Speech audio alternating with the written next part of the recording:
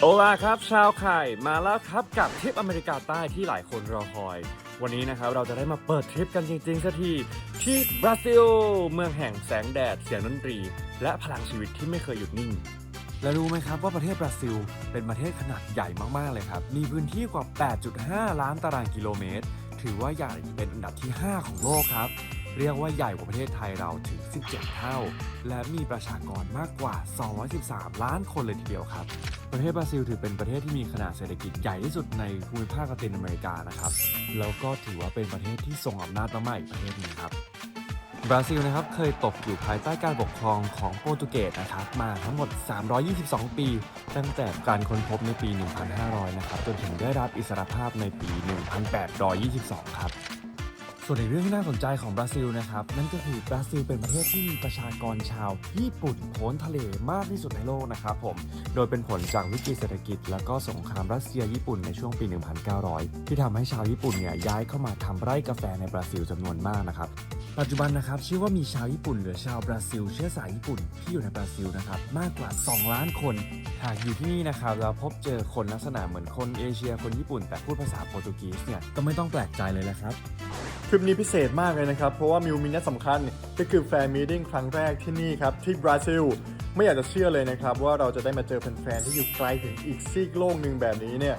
ตื่นเต้นจนบอกไม่ถูกเลยครับ และหลังจบแฟนมีนะครับมิวจะพาทุกคนไปสัมผัสเสน่ห์ของริโอเดจาเนโร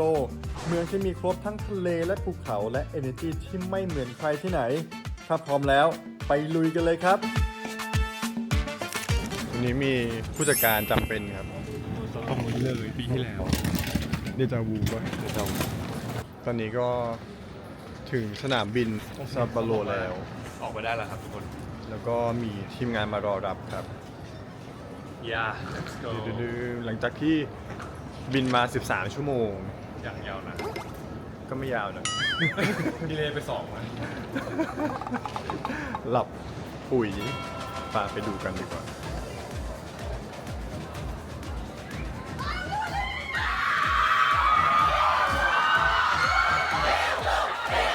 Oh my god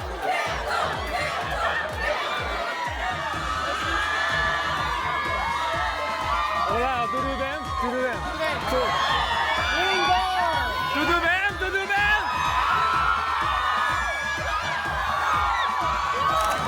มื้อแรกวันนี้ครับผม บุฟเฟ่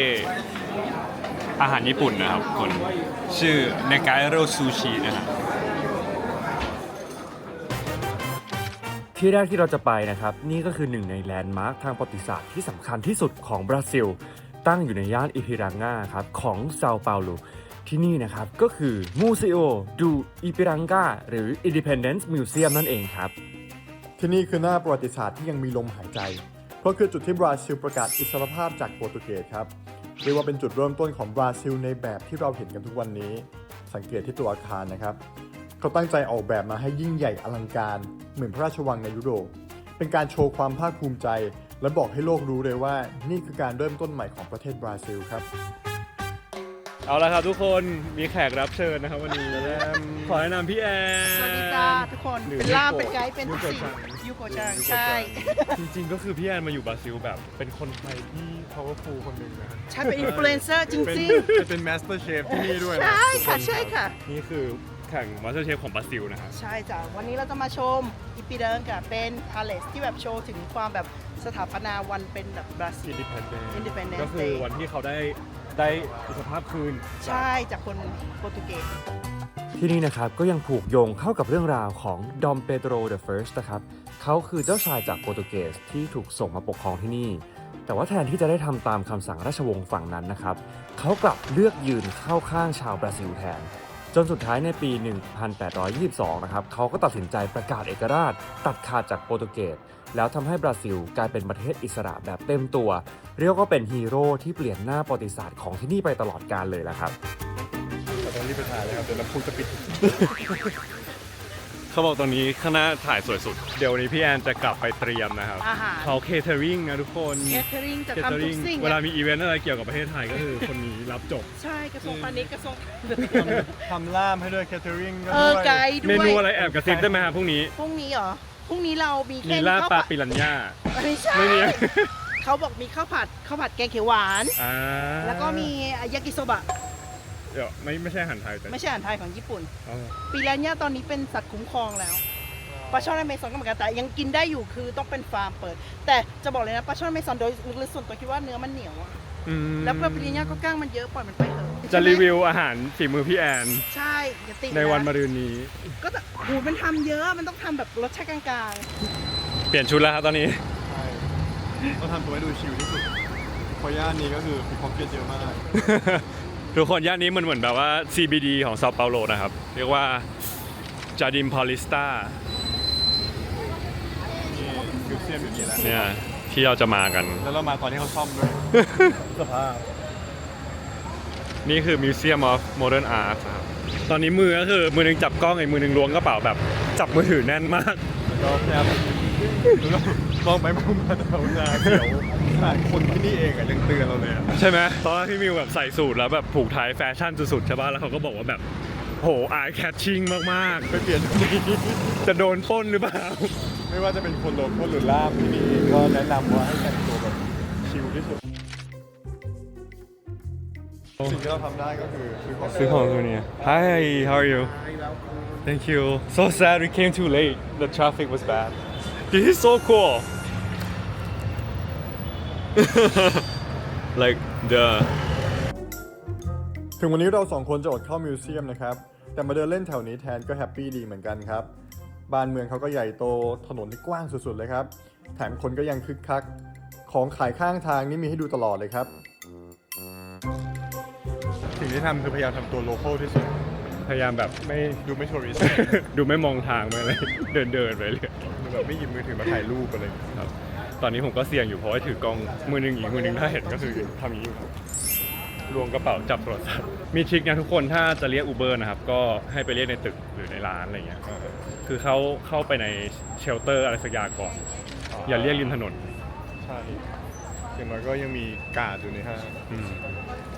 แต่ที่นี่เจริญทุกคนก็เศรษฐกิจเขาขนาดเขาใหญ่อะเนาะ ใช่ ซื้ออะไรให้ลูกครับ จะได้คอลล่าครับมีใส่ปู วีชกับคอลล่า ดีไซน์น่ารักมาก เจอกันลูกสาว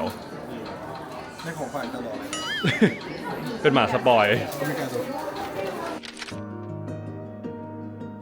แล้วก็ถึงเวลาดินเนอร์ครับ คือจริงๆ แล้วเนี่ยตุนเขามีสถาปนิกในดวงใจนะครับ ก็คือออสการ์ เนเมเยอร์ เรียกว่าเป็นระดับตำนานของบราซิลเลยก็ว่าได้ครับ ทริปนี้เราเลยตั้งใจจะมาตามรอยตึกที่เขาออกแบบกันสักหน่อย แต่ปรากฏว่าผิดแผนครับ มีแฟนคลับของออสการ์ เนเมเยอร์นะครับผม แต่ว่าตึกนี้เหมือนจะไม่ใช่ ตึกนี้เป็นตึกยูนิค มันชื่อโฮเทลยูนิคด้วยนะร้านเอาชื่อโฮเทลยูนิคก่อน โฮเทลชื่อโฮเทลยูนิค แต่ว่าไม่น่าจะออกแบบด้วยดีไมเยอร์ เพราะว่ามันเป็นยุคใหม่กว่าครับอันนี้น่าจะสร้างไม่นานกว่านี้อะไรดีไมเยอร์คือเขาน่าจะเสียไปก่อนที่จะมีโรงแรมอันนี้ แต่ว่าถ้าได้มาเซาเปาโลนะก็ที่นี่เห็นสกายไลน์เดี๋ยวจะอินเสิร์ตให้ดูว่าเห็นแบบเห็นทั้งเมืองเลย ก็ถ้ามาช่วงซันเซ็ตก็จะแบบสวยแต่ความจริงนะครับที่นี่ชื่อ Edificio Unique ไม่ได้ออกแบบโดยดิมายเยอร์นะครับแต่เป็นผลงานของคุยโอทาคินะครับสถาปนิกชาวบราซิลระดับตำนานอีกคนเหมือนกัน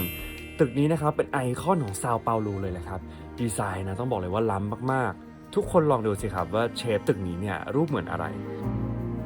พี่มิวบอกว่าคือเราบอกว่าตึกนี้เหมือนแบบรูปเรือที่แบบเป็นแบบท้องเรือกับตรงข้างบนเป็นแบบเหมือนข้างบน แต่ผมว่าเหมือนแตงโม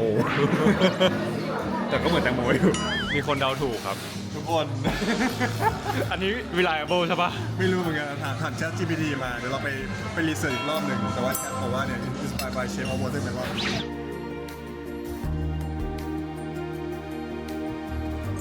เมนดิชมาแล้ว นี่รักใหญ่มาก อันนี้ก็ใหญ่นะ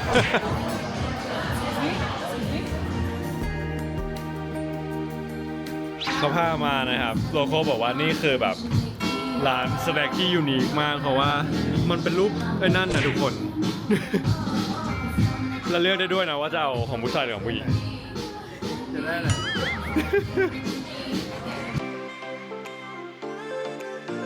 You can choose how you want your candy. เป็นสีเขียวก็คือเขาก็จะเดินมาหันให้เราเรื่อยๆก็เลยมาเยอะ ปัจจุบันก็คือยังไม่หยุด ยังไม่อยู่แต่เป็นสีแดงไว้ก่อนสีแดงก็ไม่เอาแล้ว ครับ แล้วก็คือจะมีเนื้อตามนี้ มีพาร์ทที่ดูด้วยนะฮะอันนี้ก็คือ traditional Brazilian steakhouse มันก็จะคือแบบเป็นบุฟเฟ่ all you can eat แล้วก็ให้คนกินคือตัดสินใจเลยว่าเอาไม่เอานะครับ แต่ซึ่งตอนนี้เขาให้เราตัดสินใจแล้วเขามาเสิร์ฟเราไม่ เขารัวๆ obrigado เป็นยังไงบ้างบราซิล หลงรักบราซิลมาก เลิฟเลย เลิฟเลย คนรักโปรตีนอย่างเราอะเนาะ Cat what is the word for this traditional steakhouse Churrascaria. churrascaria right Yes. churrascaria means like the steakhouse Yes. that serves like buffet Yes. ชูฮัสคาเดีย churrascaria so every city in Brazil they will have their own like Yes. traditional steakhouse Yes, yes. nice Every city in Brazil has a churrascaria, of course. Okay. Because it's like a Brazilian signature. ตอนนี้ก็ใกล้ถึงเวลาที่เราจะได้เจอแฟนๆกันแล้วนะครับ อันนี้ก็เป็นรอบซ้อม บรรยากาศเนี่ยยังอาจจะดูเหงาๆหน่อยเพราะยังไม่มีแฟนคลับเข้ามา แต่ว่าตอนนี้มีแฟนคลับมานั่งดูอยู่1 คนครับ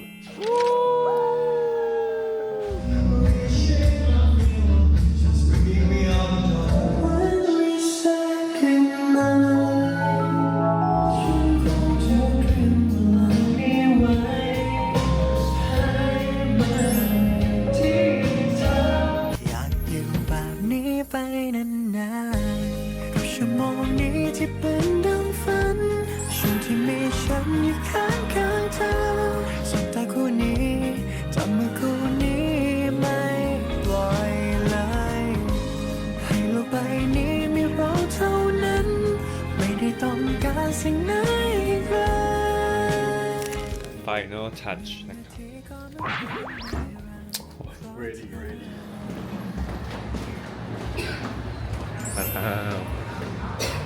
ไฟก็คือ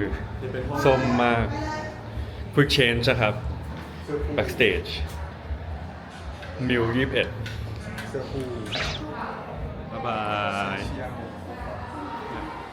ถ้าเป็นปาราซี่นี่ดูแล้วตอนเนี้ย เริ่ม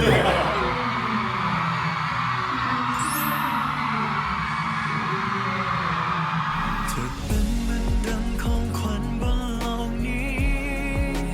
เธอทำให้ฉันได้เจอกับรักที่แสนดี ขอเพียงมีเธอข้างกายให้เธอเป็นคนสุดท้ายเติมช่องว่างหัวใจตั้งแต่ฉันได้เริ่มต้นใหม่กับเธอ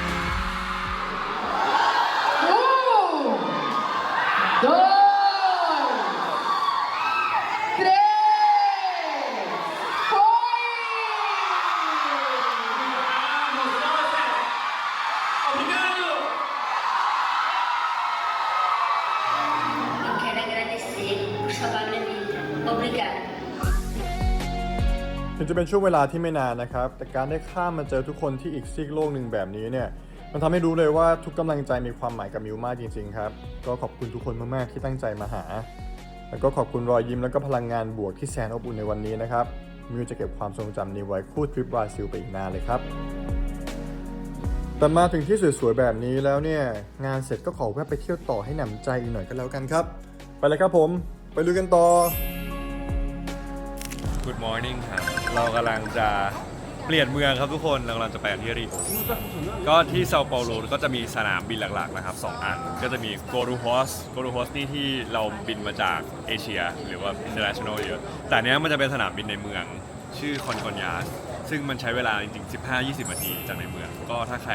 จะบินต่อไปเมืองอื่นในประเทศแบบไปน้ำตกกวาซูไปริโอเนี่ยแนะนำว่ามาคอนคอนยาส แล้วก็วันนี้พิเศษก็คือเราจะบินเครื่องบินเล็กกัน เล็กแบบเล็กจริง เล็กจริง ๆ ตอนจองที่นั่งก็คือมีทั้งหมด 9 ที่ ๆ คือจริงๆก็คือหวั่นมากว่ายังไง เพราะว่าตอนล่าที่เราก่อนมามันก็มีข่าวเรื่องเครื่องบินแต่ว่าแบบเราเชื่อว่าสายการบินนี้แบบว่าเป็นสายการบินท็อปของบราซิลนะแต่ว่าเขาบอกว่าอันเนี้ยเป็นเครื่องบินที่แบบได้ประสบการณ์การดูวิวแบบใหม่มากเลย อยากรู้เหมือนกันว่าเป็นยังไง เพราะว่ามันเล็กจริงๆคุณคนนี้ด้วยเมื่อวานแฟนมีตเป็นไงบ้าง รีวิวแฟนมิตรเมื่อวานก็คือสนุกมากครับแฟนๆที่นี่ก็คือ energetic มากพลังเยอะมากๆจริงๆแล้วก็เพราะว่าผมมาแต่เตรียมแฟนมิตรไงเรื่องเที่ยวคราวนี้ก็เลยไม่ค่อยได้เตรียมอะไร ไม่เป็นไร ผมก็ปล่อยตัวปล่อยใจมากๆอย่างลีโอเนี่ยไม่ได้ทำกันบ้านอะไรมาเลยแต่ว่าคุณตุลเขาเคยไปมาแล้ว โลโก้ไก่นะครับ ใช่วันนี้เราจะได้โลโก้ไก่ชื่อคุณตุลทากร ครับ ก็ ผม ฝากด้วย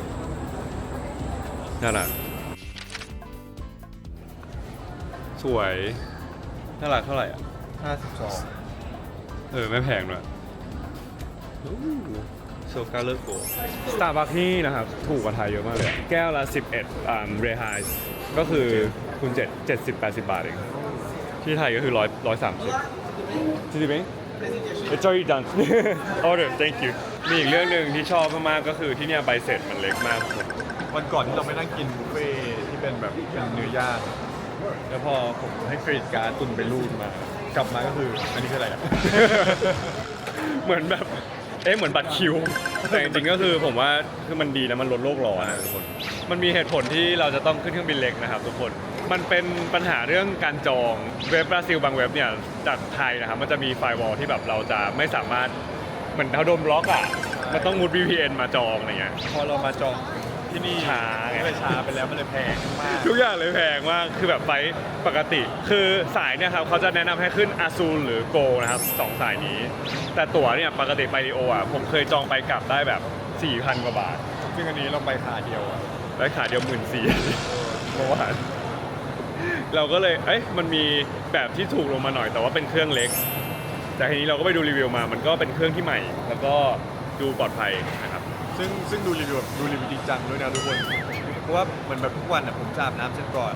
แล้วคือตุนก็จะนั่งในห้องน้ำแล้วก็นั่งดูเครื่องบินไปเรื่อย ใช่ใช่ เป็นชั่ว ใช่ โมง เราก็วอรี่ไงแต่ว่าเราก็เห็นคนชมเยอะ มีไฟล์ปฐมมาเลิกไปเมื่อเหมือนปีที่แล้ว2 ปีที่แล้วเองก็คือเครื่องค่อนข้างใหม่ ๆอะไร ใช่ใช่ใช่ครับ แล้วเดี๋ยวเราจะถ่ายให้ทุกคนดูว่าข้างในเครื่องบินเป็นยังไงบ้างครับลำดูมีคนเยอะมากอยู่ไว้ลำเรา อันนี้แถวเช็คอินครับ มีกันอยู่แค่นี้บราซิลคือเป็นประเทศที่ใหญ่มากทุกคนฉะนั้นสนามบินเขาเยอะนะครับตอน Domestic Flight ก็คือแบบมีไฟล์ตลอดเวลา แล้วก็ส่วนใหญ่เหมือนคนในประเทศก็จะแค่เที่ยวในประเทศเขาเองก็ ก็ เยอะ ก็ไม่พอแล้ว เออ อย่างรีโอเองนะครับ ก็มี 3 สนามบินนะคนเซาเปาโลจะเป็นเมืองที่คนเยอะที่สุด คนเยอะกว่า แต่ว่ารีโอก็คือทัวริสตี้มาก ก็คือแบบแลนด์มาร์คสำคัญดังๆ ก็จะอยู่ที่รีโอหรือจาเนโร อย่างแบบอย่างของเซาเปาโลอะตอนหาแลนด์มาร์คก็จะหาไม่เจอ ส่วนใหญ่ก็เป็นมิวเซียมเนาะ ใช่ จะเป็นเหมือนสถานที่แห่งประวัติศาสตร์อะไรอย่างเงี้ย แล้วก็เป็นออฟฟิศทำงาน จาริโอก็คือแลนด์สเคปทุกคนเป็นงานแลนด์สเคปภูเขาเขาคือแบบเป็นภูเขาหินทรายสูงๆเดี๋ยวจะได้เห็นกัน ตอนเนี้ยตื่นเต้นกับเครื่องบินมากเลย จะเป็นยังไงด้วยสมาชิกน้อยมากครับจะเป็นรถตู้แทนไม่ใช่รถบัสที่ฉี่ นั่นไงครับทุกคนเครื่องบินเล็กที่เราจะนั่งไปริโอดิจาเนโรกันเอาจริงนะครับคือเล็กกว่าที่คิดไว้เยอะมากๆเลย แบบเหมือนซีเพลนตอนที่ไปนี่เลยอ่ะ เมาดีฟดีมากเลยอ่ะบริการตัว ทำไมเครื่องเล็กกว่าที่คิดไว้จริงนะ อย่างที่นี่อย่างที่เห็นในรีวิวก็คือประมาณนี้ แต่ตอนที่เปิดรูปให้ดูมันเป็นสูตรของ มันอาจจะเป็นเดคอเรชันแบบ private อย่างอื่นแต่ว่าอันนี้มันเป็นเครื่องบินพาณิชย์ก็เลยแบบเป็นบอกแบบ คือไซส์ข้างในเหมือนแบบตอนที่เราไปนี่เลยเป็นมาลดีฟเลยเป็นแบบเป็นซีเพลนที่นั่งจากสนามบิน ไปที่โรงแร ไป ม ที่โรงแรมแต่นี้เราไม่ได้นั่งจากสนามบินไปโรงแรมนะครับ เราข้ามเมือง ข้ามเมืองใหญ่นะครับ แดดวันนี้ก็เปรี้ยงมากๆเดี๋ยวเชิญชมประสบการณ์ การชมวิว มันมีขนมแจกเลย แต่ว่าถึงเครื่องจะเล็กนะครับเขาก็มีขนมให้หยิบกินแก้หิวด้วยนะครับตัดภาพมาทางนี้เลยฮะพบคนหิว1 อัตราครับ อะไรอันนี้ก็คือวิวแรกของรีโอจากบนเครื่องที่กำลังจะแลนด์นะครับบอกเลยว่าตอนเครื่องลดระดับลงเนี่ยลงเร็วมาก เสียวอยู่เหมือนกันนะครับ เป็นไงครับประสบการณ์เครื่องบินเล็ก คืออย่างตอนที่เทียบแล้วกันอย่างตอนที่เป็นเครื่องบินเป็นซีเพลนมันร้อนมากเลย อืม แต่นี้ก็คือ เย็นสบาย แอร์เย็นฉ่ำแล้วก็ขนมแบบ บริการตัวเอง ใช่แปลประสบการณ์มาเดินไปหยิบเอง นมน้ำได้หมดทุกอย่างเลย กับ หยิบเองได้หมด กับตันก็ไปหยิบนะปีนเข้ามา ปีนข้ามเครื่องไปข้างหลัง คนบนเครื่องมีอยู่แค่นั้นนะครับนักบิน2 คนแล้วก็ผู้โดยสารทั้งหมด9 ที่นั่ง แต่ว่าเอาจริงสมูทนะแบบไม่ได้มีความต่างเท่าไหร่แค่เสียงดังนิดหน่อย แล้วก็วิวสวย วิวสวยครับทุกคน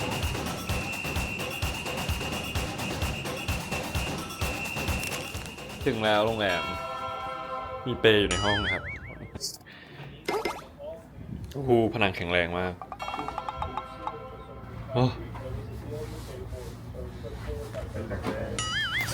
เฮ้ยดีจังเลยอ่ะโอ้สวย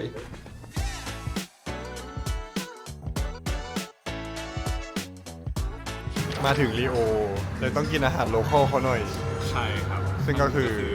อาหารญี่ปุ่น บริการ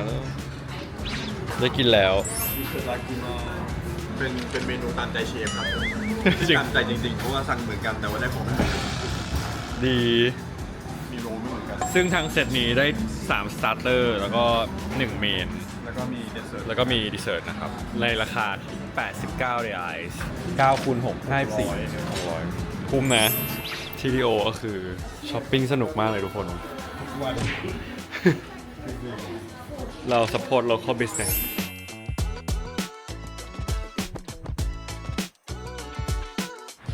นี่คืออีปานิมานะครับทุกคน เราต้องยืนยันว่าเป็นอีปานิมาจริงๆจากภูเขาด้านหลัง จริง น่ารักมากเลยอะมันเหมือนอะไรอ่ะ ผมหอม เหมือนแมว ไวบ์ดีมาก จริงทุกคน ตอนนี้ก็คือออกัสนะครับ the middle of August เป็นหน้าหนาว แต่ว่ามันก็ยังคืออากาศทะเล tropical ทุกคน ใช่เพราะว่าอย่างแบบเหมือนพีคสุดกลางวันก็ยัง30 องศานะ อืม หน้าหนาวแต่ว่ากลางคืนก็จะ10นิด อันนี้เราพักแบบ1 บล็อกจากตรงนี้ วันนี้ยังจะไม่ได้เล่นทะเลแต่ว่าเดินมาดูก่อน ๆแล้วเดี๋ยวเราจะไปไหนต่อ เดี๋ยวเราจะไปแลนด์มาร์คสำคัญของริโอกันนะครับ ซึ่งก็คือ ร้านเสื้อ เราแวะแลนด์มาร์กมาตลอดทาง ตอนแรกคุยกันสงสัยแบบแดดร้อนๆยังไม่ต้องรีบไปหรอกแลนด์มาร์กเนี่ยเดี๋ยวแวะซื้อของก่อน ก็คือตั้งแต่กินอาหารเสร็จก็คือทุกร้านเลย ยังไม่ได้หยุดซื้อ จนจะไปไม่ทัน แต่ของน่าซื้อเยอะมากเลยที่เนี่ย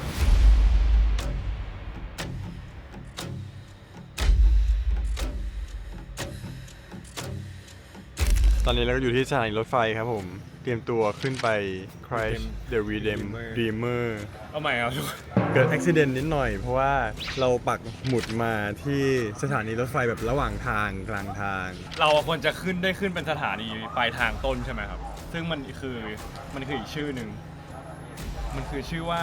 Cosme Velo ตรงนี้ครับ Cosme Velo แต่ว่าเราอ่ะ มันไม่ คือเรา อยู่กลาง ปัก เขา สถานีที่ อยู่กลางเขา 2 ซึ่ง แล้วตอนเนี้ย มันก็คือขึ้นมาครึ่งทางแล้วครับ แล้วตะกี้อูเบอร์คือนานมาก คือแบบเลาะเขามาแบบ คือเราลุ้นมากแบบเกรงแบบเหงื่อแตกเลยรถว่าแบบทำไมมันชันขนาดนี้ แล้วผมมันไม่คุ้นทางเลย เพราะว่าผมเพิ่งพาไปใช่ไหมแล้วผมแบบ ไกล เป็นไกด์ที่แบบ เฮ้ยเราต้องปักหมุดมาตรงนี้ดิอะไรอย่างเงี้ย แต่ว่ามันไม่คุ้น แล้วพอลงมาผมก็คือทุกอย่างดูกำลังปิดครับคนทัวริสก็คือแบบขึ้นบัสอะไรกันเรียบร้อยแล้ว เขาก็บอกว่าหมดแล้วตั๋วหมดแล้วแล้วเขาบอกว่ามีอีกที่หนึ่งที่ยังเซลล์ทิเก็ตอยู่ก็คืออีกบริษัทหนึ่ง ใช่เหมือน สีแดงตรงนี้นะครับ เหมือนจะมี 2 บริษัทนะครับ ถ้าอีกบริษัทอีกอันนึงเนี่ยจะปิด5 โมง ใช่ อันหนึงก็คือรอบสุดท้าย5 โมง อันเนี้ยรอบสุดท้าย5 โมง 40 ซึ่งตอนนี้5 โมง 41 แต่ว่า เราซื้อบัตร 5 โมง40คือออกจากสถานีแรก เราไปซื้อบัตรมาพอดี ใช่ ซึ่งได้มาแล้วนะครับ สุดท้ายก็ได้จบ Jesus Christ the Redeemer ในวันนี้ ตอนนี้ก็เหลือรอรถไฟมา ขอบคุณบริษัทเทรมโดคอร์โควาโดด้วยนะครับ เกือบจะไม่ได้ขึ้นมาแล้วเนี่ยวันนี้ จริง บรรยากาศตอนนี้ก็คือเหมือนป้ายรถเมล์เรื่องโตโตโร่ว่าเวมาก มีแค่เรา2 คนแล้วตอนเนี้ยไม่มีใครแล้วเนี่ย ทุกคนคือลงไปหมดแล้ว ผมผิดเอง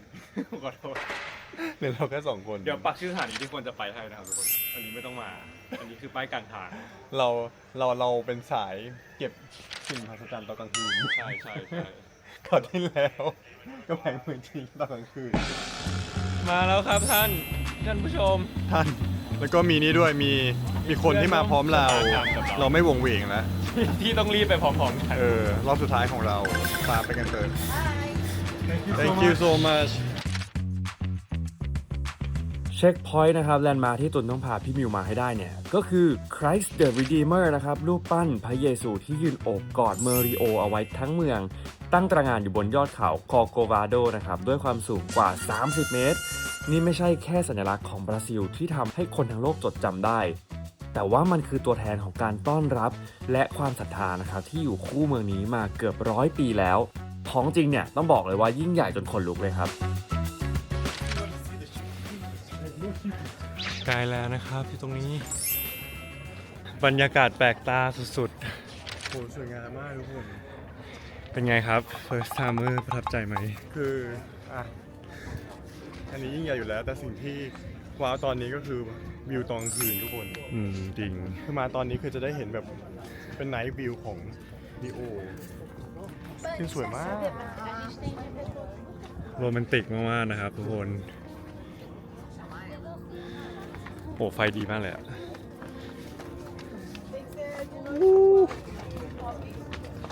ตอนนี้หอบ อันนี้คืออิปานิมาที่เรานอนนะครับ ใช่ อันนั้นโคปาคาบาน่าครับ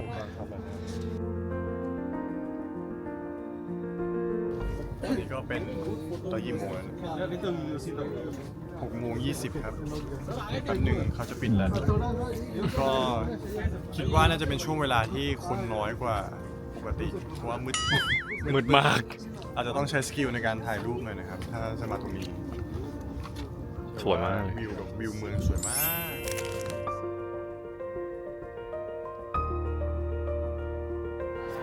ที่ฟูดคอร์ทกันครับ เปลี่ยนมูดนะวันนี้ ไม่ใช่ เข้าใจผิด เหมือนแบบเมื่อกี้เดินผ่านร้านหนึ่งแล้วก็เห็นแบบมันมีข้าวหน้าเนื้อน่ากินจังเลย แล้วก็เลยเดินเข้าไปในร้าน แล้วก็ขอเขาดูเมนู ซึ่งร้านนั้นคือ Outback Steakhouse เราเพิ่งมาค้นพบที่หลังหลังจากเดินกลับมาแล้วอีกรอบหนึ่งว่าอ้าวมันเป็นร้านข้าง ตัวร้านครับ ๆตัวร้านกัน แต่ว่าก็อยากกิน ฉะนั้นก็เลยได้กินนะครับ BB Hawaiian Food งานไฟด้วยดูสิ yeah อร่อยมาก Day 2 นะครับ Day 2 in Rio เมื่อวานนี้คือวาบ จริงก็คือนอนเยอะมากเลยอ่ะ กับเจ้าพระเยซูก็คือตุย น่าจะนอนเกือบ10 ชั่วโมงได้ อ๋อเราไปจบที่ห้างกันมา ใช่ใช่ เลบรอนนะครับ ก็ซื้อของนิดนึงวันนี้อากาศเริ่มเย็นแล้ว จริงอากาศแบบบรีซีมากเลยนะครับ วันนี้ก็จะพาพี่มิวไปซิตี้ทัวร์นะครับผม ครับ เมื่อวานไปดูแลนด์มาร์ควันนี้ก็เป็นแลนด์มาร์คเหมือนกัน แต่ว่าอยู่ในเศษโซนครับ ยังคงเหมือนเดิมคือไม่ได้ทำกันบ้านเพราะเมื่อวานแบบตอนนี้ตุนนั่งแบบ จอง จองนู่นจองนี้ผมก็รับไปแล้ว จะบอกว่าเมืองนี้เนี่ยครบทุกอย่างจริงๆครับ ทั้งภูเขาทะเลตึกสูง ไปจนถึงบ้านเรือนที่ตั้งเกาะอยู่บนตามไหล่เขานะครับ ทุกอย่างเนี่ยดูเหมือนจะตัดกันคนละขั้วแต่พอมาอยู่รวมตัวกันแบบนี้แล้วดูลงตัวสุดๆเลยครับของไทยด้วย ข้างล่าง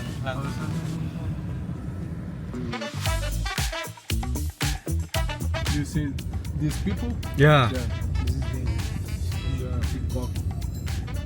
จุดเช็คอินต่อไปนะครับเรากำลังมุ่งหน้าไปที่ Escadaria Serraron นะครับที่นี่เป็นบันไดที่เต็มไปด้วยกระเบื้องหลากสีนะครับต้องบอกเลยว่าของจริงเนี่ย colorful สุดๆเลยคือมองไปทางไหนนะครับก็จะเจอแต่คนแล้วก็งานศิลปะเต็มไปหมดที่นี่นะครับต้องบอกเลยว่าเหมือนอาร์ตแกลเลอรี่กลางแจ้งเลยก็ว่าได้เพราะว่ามีกระเบื้องนะครับจากหลากหลายประเทศที่ถูกนำรวมกันมาตกแต่งอยู่ที่นี่นะครับถ่ายรูปก็เพลินแต่ว่าอย่าลืมนะครับระวังโทรศัพท์กันด้วยนะครับ เราอยู่ที่อะไรนะ Escadaria Serraron คือถ้าตามความหมายก็ Escadaria แปลว่า stair เซ็ก เซอร์มันก็คือเป็นชื่ออาร์ติสต์นะครับซึ่งปีที่แล้วตุนไม้เรียบร้อยแล้วที่ ใช่เขาบอกว่ากระเบื้องทั้งหมดที่ตกแต่งนะครับก็มาจากทั้งหมดรวมกัน 60 กว่าประเทศ แล้วก็ช่วยกันทำให้คอมมูนิตี้นี้เหมือนแบบเป็น tribute to Brazil people อะไรอย่างเงี้ยก็เหมือนแบบศิลปินคนนี้ก็ไม่ได้เป็นคนบราซิลโดยกำเนิดเป็นคนชิลีนะครับ ซึ่งเมื่อกี้นี้เราก็เห็นแบบมีกระเบื้องไทยด้วย มีเมืองไทยด้วย เมื่อกี้แบบตอนที่เรานั่งรถมาเขาก็บอกว่าตัวเนี้ยเป็นแหล่งพิกพ็อกเก็ต ใช่ เราก็อาจจะเลิกลักนิด ทุกคนคือใช่ตั้งแต่คราวที่แล้วคือรู้สึกว่าแถวเนี้ยเริ่มมีของจริงก็คือแบบเริ่มเราจะเห็นแบบคนที่เป็นอาจจะเป็นกลุ่มแก๊งเป็นโฮมเลสอะไรอย่างเงี้ยนะครับผมเดินอยู่รอบๆฉะนั้นก็จับมือถือกันแน่น ไม่ใช่แค่โฮมเลสนะอีเวนต์แบบทัวริสต์เองก็น่ากลัวเหมือน ๆ กัน ใช่มีอาจจะมีทัวริสต์แบบทัวริสต์เทียมแกล้งๆแต่งตัวเป็นนักท่องเที่ยวนะฮะ เอาไปเลย แต่บันไดก็คือเป็นสีแบบเหมือนธงบราซิลเลยทุกคน ใช่เนี่ยเป็นเหลืองเขียว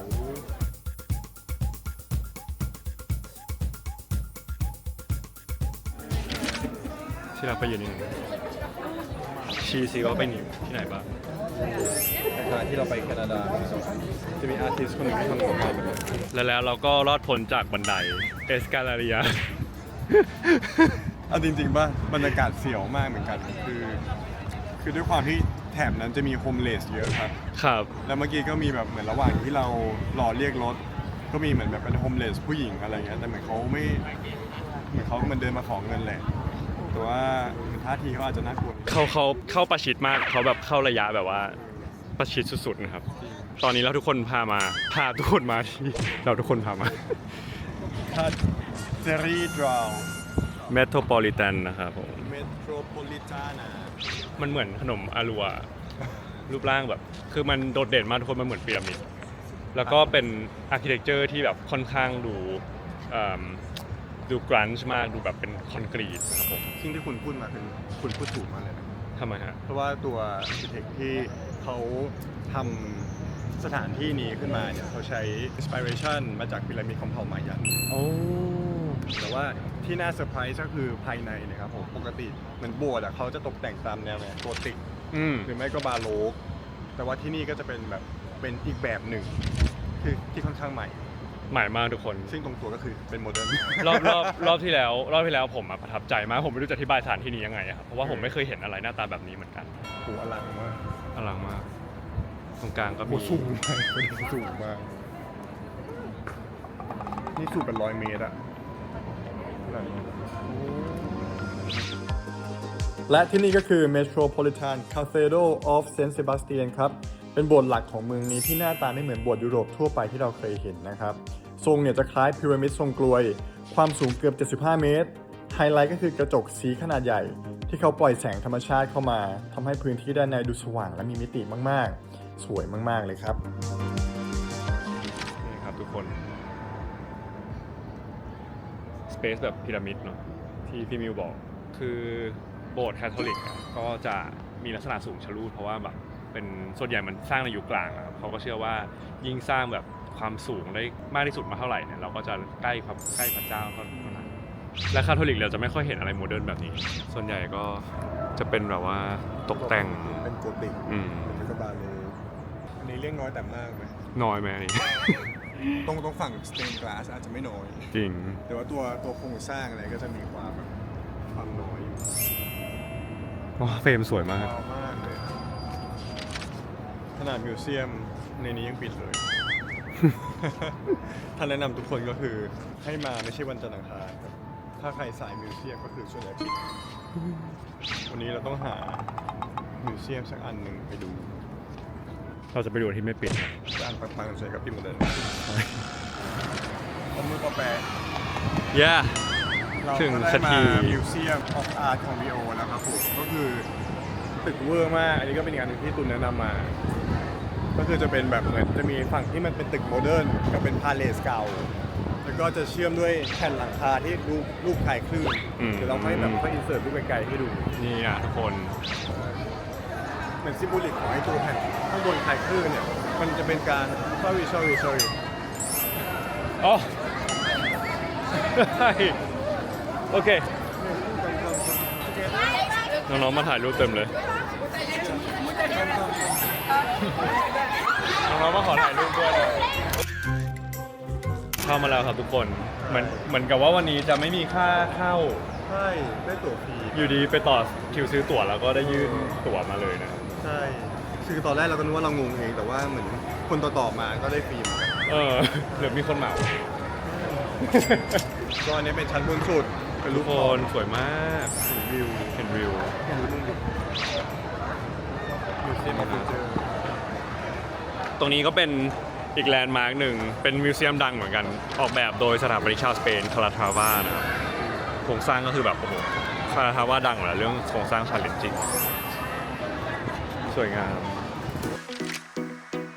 ภายใน Rio Museum of Art นะครับที่นี่เนี่ยเขาจะเอาเรื่องราวของเมืองริโอมาเล่าผ่านงานศิลปะ งานเทศกาลที่นี่นะครับก็จะบอกเลยว่าเปลี่ยนไปเรื่อยๆมีตั้งแต่งานอาร์ตยุคเก่าภาพถ่ายประวัติศาสตร์นะครับจนไปถึงงานสมัยใหม่ที่เสียดสีสังคมปัจจุบันอย่างเงี้ยก็มีเลยครับ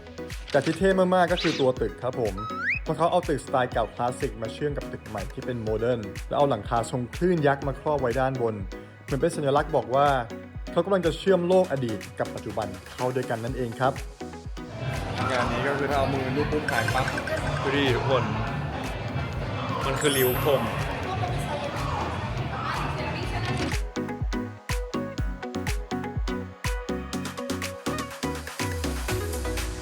ห้องน้ำทุกคน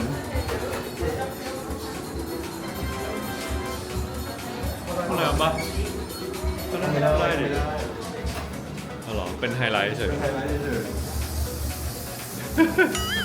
เจ๋งมาก ตอนนี้เป็น afternoon tea วิธีอัพเดอร์นูนเวฟไรซ์ข้าวหน้าซี่โครงเนื้อแบบตะกี้จะเข้ามาหาอะไรแบบกินเป็นสแน็คแต่ว่าหิวแล้ว แล้วเมื่อเช้าบอกว่าเนี่ยเดี๋ยวกินแค่เบรกฟาสต์ที่โรงแรมแล้วกินดินเนอร์เลยได้ไหม นี่อยู่ได้นะ แล้วตัวเองเป็นคนที่เดินเข้ามาแล้วก็เป็นคนที่บอกว่าต้องรีบทุกอย่าง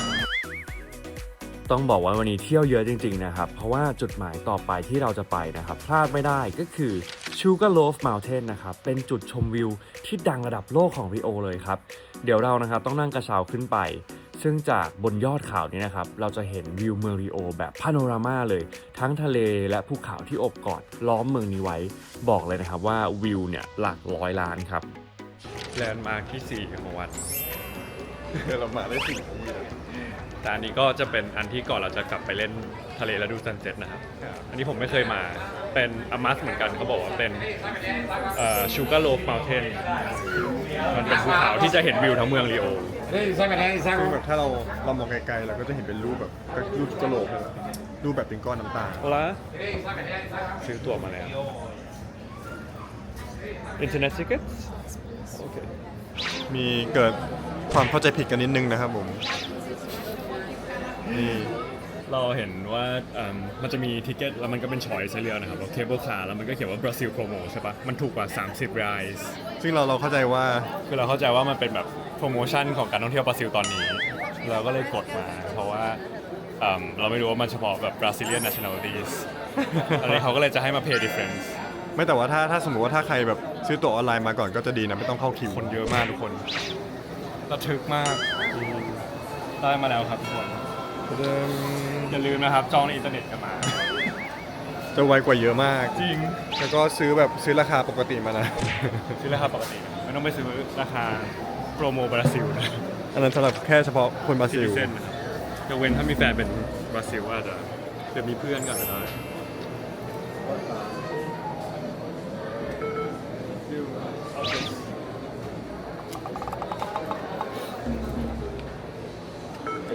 Thank you และอีกเรื่องหนึ่งนะครับทุกคนค่อยมาใส่ข้างใน อ๋อไม่ใช่เขาเห็นไม่ใช่มันยาก ดูนะครับทุกคน มี2 stop อยากได้เสื้อตัวเนี้ย ไม่ซื้อ มันไม่มีแล้ว นี่เป็นหมวกที่ได้มาจากมองโกเลีย มีทุกดอกไม้อยู่ในตัว หลายคนอาจจะสงสัยนะครับว่าทำไมภูเขานี้ชื่อว่า Sugarloaf หรือว่าเขาก้อนน้ำตาล ก็คือสมัยก่อนเนี่ยน้ำตาลเขาไม่ได้เป็นถุงหรือเป็นเม็ดนะครับแต่เขาจะหล่อเป็นก้อนทรงกลวยสูงๆแล้วบนภูเขานี้เนี่ยดันทรงเหมือนก้อนน้ำตาลเป๊ะๆคนก็เลยเรียกติดปากกันมาว่า Sugarloaf หรือว่าเขาก้อนน้ำตาลครับและชื่อนี้เนี่ยไม่ได้ตั้งกันเล่นๆนะครับเพราะว่าบราซิลเนี่ยเขาเคยเป็นเบอร์ต้นๆของโลกที่ส่งออกน้ำตาลชื่อนี้นะครับก็เลยแฝงประวัติศาสตร์เศรษฐกิจของเขาไว้ด้วยนะฮะเจ๋งมากๆแต่ก่อนที่เราจะไปถึงบนยอดเขาเนี่ยเดี๋ยวเราแวะสต็อปแรกกันก่อนครับจริงหนาวเลยข้างบนตอนนี้อากาศแบบเป็นบรีซแบบลมเย็นๆนะอ๋อมีร้านอาหารอยู่ข้างบนด้วยนี่เป็นสต็อปแรกโอ้ซื้อมันกันแดดชิลลี่บีนครับนี่เลยเป็นโลคอลมากแบบเพิ่งบ่นมาตลอดการเที่ยวว่าเราดูหน้าปนมากอ๋อนี่ไงที่เขาบอกว่าเป็นเคเบิลเดิมดั้งเดิมไม่อีกอันหนึ่งที่อยู่ริมนี่อันนี้คือเคเบิลอันเก่าโอ้โห ถ้ากล้านั่งมาเป็น แกว่งๆมา เสี่ยวปะ เห็นพระเยซูไหมครับ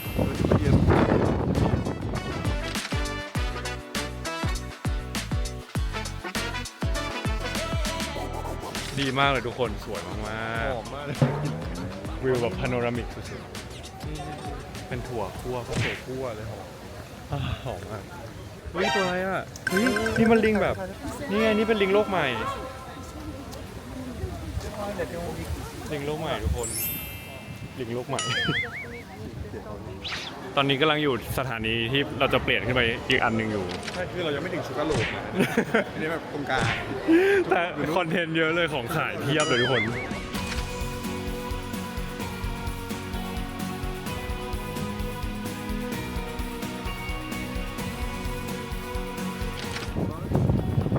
นคือจีซัส ทุกคนดู มือไม้อ่อน มีเราให้จับไปเรื่อยๆด้วย ใช่สำหรับคนที่กลัวความสูงให้คะแนนเท่าไหร่ครับ ให้คะแนน10 เต็ม 10เลย มันสูงมากนี่แบบมัวๆนี่คือไม่เห็นนะ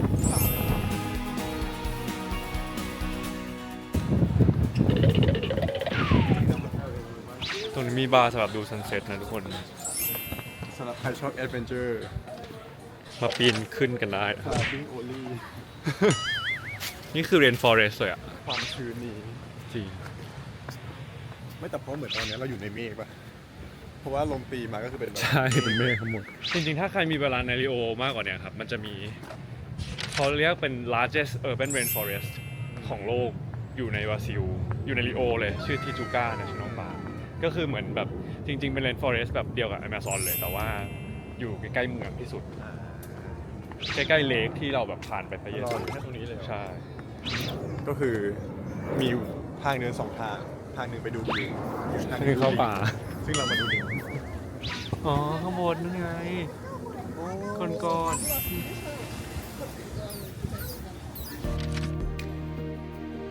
และนี่ก็คือวิวจากยอดชูการ์โลฟนะครับทุกคน จากบนนี้เนี่ยเราจะเห็นครบหมดเลยนะครับ ทั้งอ่าวกัวนาบาร่า แล้วก็ชายหาดโคปาคาบาน่าที่ยาวสุดลูกหูลูกตา แล้วดูภูเขาพวกนี้สิครับ มันโอบล้อมเมืองริโอไว้แบบ 360 องศาเลยนะครับ แลนด์สเคปต้องบอกเลยว่าโหดมากๆ ของจริงนะครับ เห็นแล้วเข้าใจเลยว่าทำไมใครๆ ถึงยกให้ริโอเป็นเมืองที่สวยที่สุดอันดับต้นๆ ของโลกครับ เราอยากได้บีชพิกเจอร์ก่อนกลับกันสักหนึ่ง สิ่งที่เราได้ นาทีนี้ ก็คือภาพพายุ มรสุม พายุฤดูหนาว ปกติตรงนี้จะทางซันเซ็ตนะทุกคนแล้วมันก็จะแบบเหลืองทองส่งของลำไพสวย ของลำไพ ๆลำไพกี่โมง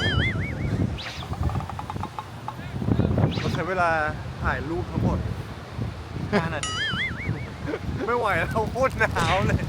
อยู่ๆก็หนาวก็หนาว นี่คือกลางเดือนสิงหานะทุกคน แล้วตอนอยู่เซาเปาโลยังนี่อยู่เลยยังร้อนอยู่เลยอะ จริงพรุ่งนี้เราจะไปอาร์เจนตินากัน ซึ่งหนาวกว่านี้ ซึ่งอุณหภูมิก็ประมาณเลขตัวเดียวครับ ใช่กลางวัน เป็นอเมริกาใต้เวอร์ชันหน้าหนาว ตอนแรกเราจะไปพาตาโกเนีย ใช่ แต่ว่า เห็นว่าติดลบ ก็เลยช่างมันเถอะ ลบเท่าไหร่แล้วนะ 20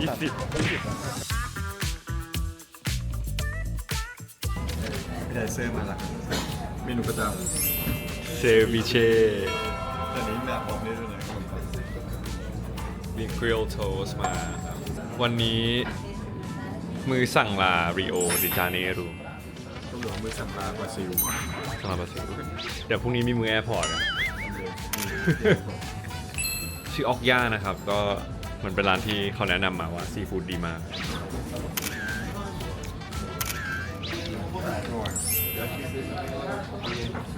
น้ำซอยก็แซ่บเลย ใครที่มาแถบอเมริกาใต้เราคิดถึงอาหารไทยนะครับ คิดถึงเซบิเช่เลย เพราะมันคล้ายๆยำไม่ใช่ยำปลาดิบ beautiful last meal in Rio ของหวาน ค่าแรง นิดนึง มอร์นิ่งครับ สนามบินครับผมซึ่งเราออกตอนเช้าก็จะเป็นช่วงรัชอาเลยแต่ก็ยังโชคดีที่เหมือนเราวิ่งแบบวิ่งส่วนคนอื่นไปถ้าคน ไม่ได้เข้าเมือง นี่จะผิดมากแน่ เพราะว่าวันก่อนเราก็ตอนไปพระเยซูก็ติดมา จริงๆถ้าติดก็คือติดจริงๆติดแบบติดจริงๆคนกรุงเทพแล้วก็ PM ความน่ารักของโรงแรมด้วยทุกคน จริง ดูดีโรงแรม เขาบอกว่าไม่ใช้โควต้าเบรคฟาสต์หรอ เพราะเบรคฟาสต์อินคลูดนะครับ ใช่เขาก็เลยแบบแพ็คใส่ให้เราพอเราบอกเราไปกินน่ารักมากเลยจะมาเรื่องมอไซค์ที่นี่ จริง เหมือนตอนแรกก็สงสัยไงเวลาแบบเหมือนเวลาเราเข้าอุโมงค์หรือว่าอะไรพวกนี้เหมือนมอไซค์เขาจะบีบแบบบีบคุยกัน เขาจะวิ่งมาเลนตรงกลางระหว่างรถนะเขาจะแบบแป๊บแป๊บแป๊บแป๊บแป๊บแป๊บแป๊บแป๊บ มันนอนสต็อป ก็คือเหมือนเมกเวย์ให้แบบให้เหมือนรถหลีกให้ ในกรุงเทพอาจจะแบบแค่ปิดเพื่อกันคนจะเปลี่ยนใช่ป่ะอันนี้ไม่คือแบบ เป็นทำนองแบบ เหมือนบอกเลยว่าฉันจะมานะ ยาวๆ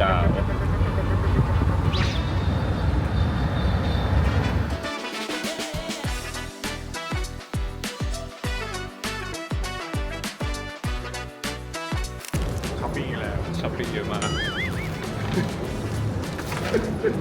สนามบินก็มีอะไรซื้อเยอะมากเลยครับ ครับ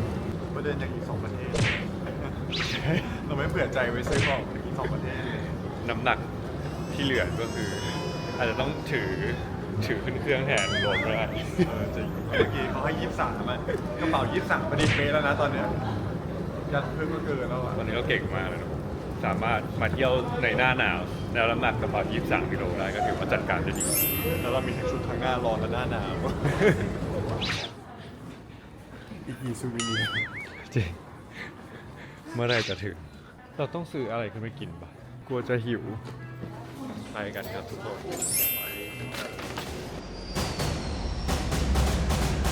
และสถานีต่อไป เราจะพาทุกคนบินไปที่อาร์เจนตินากันครับ เราจะพาไปเช็คอินเมืองหลวงอย่างบูเอโนไอเรสเมืองที่ได้ฉายาว่าปารีสแห่งอเมริกาใต้ ลุกใหม่ ตัดภาพมาเมื่อเช้ายัง เสื้อกล้ามตัวเดียว นี่เพิ่งซื้อมาเมื่อเช้าแว่นกันแดดใหม่ เห็นคุณมิวแต่งเต็มเดินข้างๆแบบคนใช้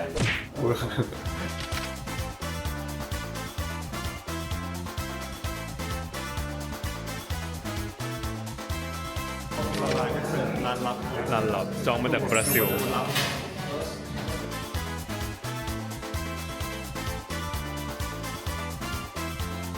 ที่เธอเดินเข้ามาทางหน้าร้านชิมิเรียกว่าเมนโลหรือทิปซี่ดี เรียกว่า หรือว่าดรัง ใช้หน้าแดงกว่า เขาดิ ใช้หน้าแดงกว่า บอกเลยนะครับว่าที่นี่เนี่ยไม่ได้มีแค่ศิลปะสวยๆนะครับ แต่มันคือประเทศของฟุตบอลระดับตำนาน และยังเป็นบ้านเกิดของการเต้นแทงโกที่ต้องบอกเลยว่าเซ็กซี่สุดๆอีกด้วย เดี๋ยวจะเป็นยังไงต้องรอติดตามนะครับ ส่วนวันนี้นะครับ ชาวไข่ทุกคนอย่าลืมกดไลค์กดแชร์แล้วก็กด subscribe ให้ช่องน้องไข่ดาวของเราด้วยนะครับผมเรามาเจอกันใหม่ EP หน้า บ๊ายบาย